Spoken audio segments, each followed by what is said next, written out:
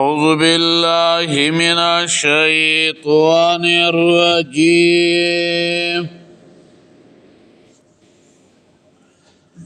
بسم الله الرحمن الرحيم. يا أيها الذين آمنوا إن تطيعوا الذين كفروا يردوكم على أعقابكم فتنقلبوا خاسرين.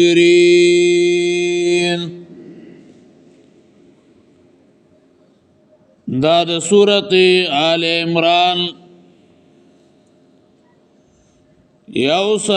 یوکم پنځوستمو نمبر آیت مبارکہ تلاوت شو. یا ایها الذین آمنوا، اے مومنانو، ان تطیعوا الذین کفروا، کتاسو خبر منی داغ کسانو چې کفر کړي دي، یردوکم علی عقابکم، واپس بکی تاسو لرا پپندوس تاسو باندې، فتنقلبوا خاسرین،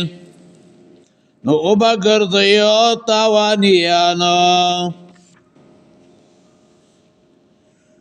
بل اللہ مولاکم، بلکہ اللہ مددگار ستاسو دے، وهو خیر الناصرین، او هغه غوره دی د مددګارانو نه. د مخکې سره ربط او مناسبت داره. مخکې ذکر شو چې د نیکانو تابعداري وکیا، اوس دا ویو چې د کافرانو د تابعدارۍ نه ځان وساتئ.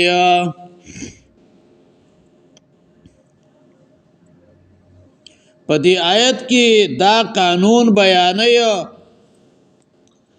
النهي عن اطاعة الكفار. الله مؤمنان منع کوي د کافرانو د تابعدارۍ نه، او داغي وجه بیانوي چې ولې د کافرانو تابعداري مکوئ، وای ځکه چې هغه تاسو مرتد کوي. او بیا به دا خبره 156 نمبر آیت مبارکه کې به هم راشي. فرق دا دی چې دا آیت د یهودو او نورو کافرانو باره کې دی، او هغه 156 نمبر آیت مبارکه د منافقانو باره کې، چې منافقان مو دا کوشش کوي چې مؤمنان د جهادونو نه بند کی، يهود هم دغه شان کوي. نو الله رب العزت فرمایي چې معاشره به اعلی جوړیږي، مسلمانان به اعلی جوړیږي، جهادونه به اعلی کامیابیږي، اسلام به اعلی ترقی کوي، چې مؤمنان د کافرانو خبره نه مني. که مؤمنان د کافرانو خبره مني نو بیا معاشره سمیږي نه. بعد علماء شان نزول داسې بیان کړي چې بعد کسانو بعد يهودو تابعداري کوله، هغه چې ورته ویلو هغه به منل، او دا به ویلو چې يهودو زمون سره سکه او مدد کوي، موږ له مال راکوي. الله رب العزت فرمایي چې زبر سره مدد کوم، کافران به در ترا پرزوم، د هغې په زړونو کې به رعب اچوم نو د هغې تابعدارۍ ته څه ضرورت دی او بعض علما شان نزول داسې بیانوي چې په دې جنگ کې چې د کومو مسلمانانو زړونه مات شو شیطان आवाज وکړ شیطان خبره مشهور کړه چې نبی له سلام وفات شو نو منافقان راولګېدل او مؤمنانو ته ویل که محمد صلی الله علیه وسلم نبی وي نو دا به نه قتل کېدلې نو راځئ د خپلو پلارانو د نیکونو دین ته واپس شئ او دا یو لوی سازش و نو په دې وجه باندې الله هغوی ته خبرداری ورکو که تاسو ردی کافرانو تابعداري کوئ نو ردی په دوکه کې به راشي دوی تاسو د اسلام نه اړئ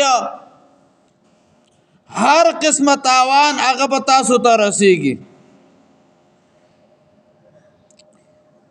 بیا د بعضې مسلمانانو زړونو کې دا یو سوال هم پیدا کېدو چې ګوره الله ویلي زه در سره مدد کوم نو په احد کې خو موږ سره مدد ونه شو نو الله رب العزت فرمایي چې ګوره مدد خو ستاسو سره وشو اول کې خو ستاسو بعضو ملګرو هغې نقصان وکړو حکم یې مات کو نو ذکر شکست سره مخامخ شو او بیا دا خبره ذکر کوي چې ګوره دا کارم ټیک دی او دا کارم ټیک نه دی دا د مؤمنانو تربیت کوي او ما لم ينزل به سلطانا ګوره شرک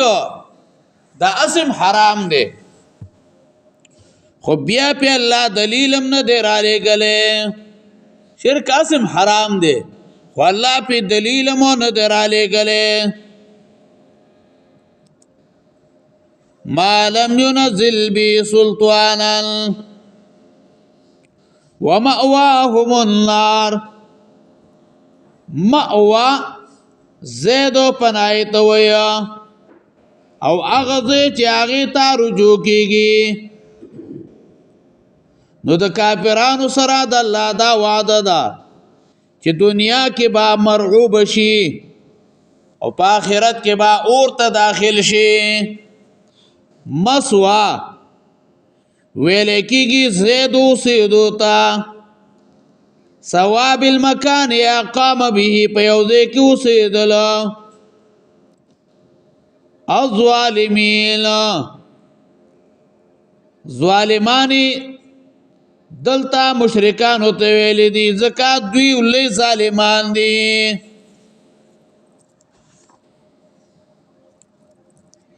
یا ایها الذین آمنوا اے مومنانو ان تطیعوا الذین کفروا کتاسو خبره منی دا کسانو چې کفر کړی دی یردوکم واپس بکی تاسو لرا علاقابکم په پوندو ستاسو باندې فتنقلبوا خاسرین نو بګرځئ تاوانیان بل الله مولاکم بلکې الله تعالی مددگار ستاسو دی وهو خیر الناصرین او هغه غوره دی د مددګارانو نه سنلقي فی قلوب الذین کفروا زر دی چې موږ به واچو په زړونو دا کسانو کې کفرو چې کفر یې کړی دی الرعب یاره بما اشرکوا بالله په دې وجه چې دوی برخیداران جوړ کړي دي د الله سره ما لم ينزل به سلطانا هغه څوک چې نه دی رالیږلی الله د هغې په شرکت باندې هېڅ دلیل ومأواهم النار او ځای د ورتلو د دوی اور دی وبئس مثوى الظالمین بد دی ځای د اوسېدو د ظالمانو اللهم قونا في رضاك